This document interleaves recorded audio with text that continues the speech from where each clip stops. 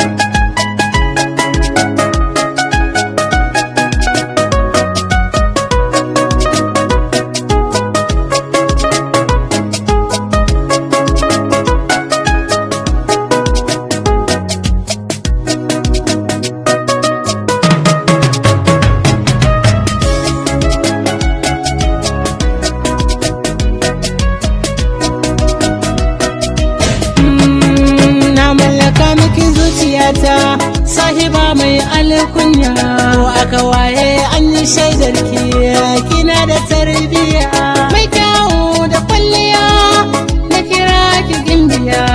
Masoyiya ta na yi dace ke kadai ke haskawa.